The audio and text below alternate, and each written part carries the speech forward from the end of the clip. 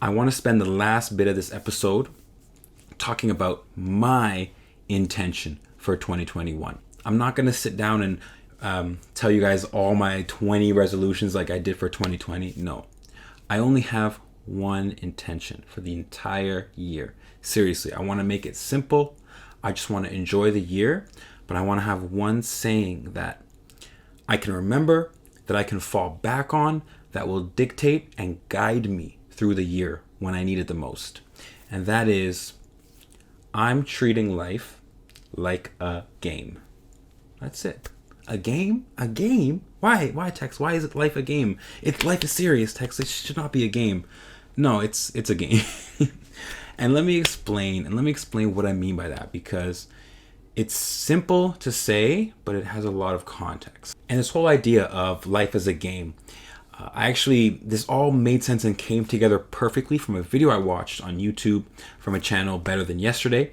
So shout out to them. So for me, I used to love video games a lot. I used to play Wii, PlayStation, Xbox, and most famously RuneScape.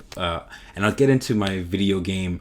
It actually became an addiction at one point in my life. And so I want to talk about that in a separate episode, in a separate Thursday Thoughts episode. But I loved video games. And so now in life, when I go back and play video games, I love it. I feel that joy. But it's not the same because I know it's not reality. So why not make games? Because games are an extension of reality. Why not just put them together so I can enjoy life like a game? And what kind of games are we talking about? We're not talking about shooter games or racing games where you can die or where you can crash. We're not talking about the destructive capabilities that come with games. We're talking about more like role-playing games. If you ever played World of Warcraft, Fallout, even like Grand Theft Auto, like GTA and stuff like that, where you have a role and you're just in this big world. Kind of like reality, kind of like life right here, right? These games are really good at making you feel dopamine. You are rewarded a lot and you're motivated to keep going, to keep playing. So there's a lot of feeling good in games, and that's what I want to bring into life, right? But how do we use the same techniques games use to have this feel good effect in our life, right? Number one, these games always have goals and objectives. They're very clear. Once you start the game, you know what you have to do. The goals, the actions, the purpose is there. And so that's what I want to put into my life. I want to treat life like a game. Okay, so I have to have goals. I have to have a purpose all the time. I also love in games, the way you get to level up, right? It tracks your process. It tracks every time you level up, it shows you, it rewards you for leveling up. And I'd love to feel that way in real life now. Like when I go to the gym and I'm able to lift a heavier weight, I've leveled up. Or when I've hit a certain amount of, followers or made a certain amount of money, I've leveled up. So you can track this progress in real life as well, same like you do in a game. And I think journaling and just writing, like I said earlier, writing down what you're doing, your progress, your achievements, you can see your goal. And it's more motivating when you see what you've achieved. So when you have a goal and you put that check mark, I love check marking things I've done. I don't know if you guys write down your goals and stuff, but that is the best feeling. It's just check marking all the stuff you've done in the day or the week. That feels good. And that's what games do. They reward you when you've hit a certain milestone. Another really important things that games do, if you know anything about psychology and conditioning, the same way we condition, for example, our pets, when we reward them, we don't reward them the exact same reward, the exact same time. Humans, animals, we just appreciate variability. Like, we appreciate when we don't know when rewards are going to come, but they come. So the same way, like I said, for your pets, you give your dog a treat every now and then. They don't know exactly when, so it's actually better to be rewarded randomly. And so this mentality games do all the time. They'll reward you with random things. You're walking in a game and, oh, here's something here. Or you get cash over here. Oh, okay. It's like the randomness and all the little rewards keep you going. But it's not always consistent. And that's what we kind of like.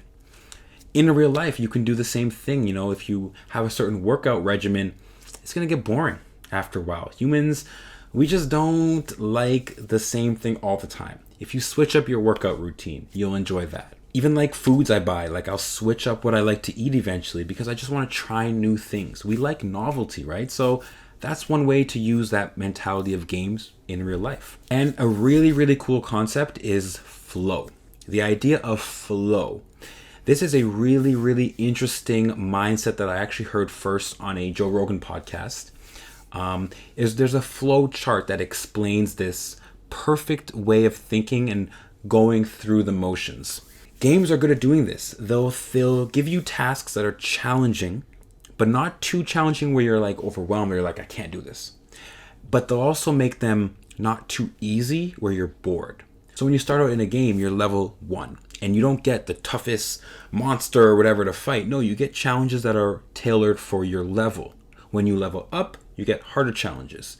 And so I love this concept of finding flow, even in your work and in your job. If your work at your job was too stressful, you would hate it. But if it was too easy, time just goes by so slowly and you're just like, ugh, this is boring.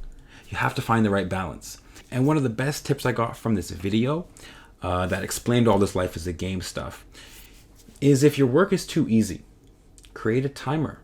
That's one way to make your work harder, but not too challenging. Set a timer and you're more likely to get the easy work done at a certain, it makes it harder, like more fun, but also a little bit more challenging. So find a way to be in flow because games do this. They keep you in that flow so you're just entertained, you're almost like addicted to it and you just keep going. So these are some of the ways I want to use this life as a game analogy or metaphor in my 2021. I want to have goals and challenges. I want to be able to level up, track my progress, reward myself.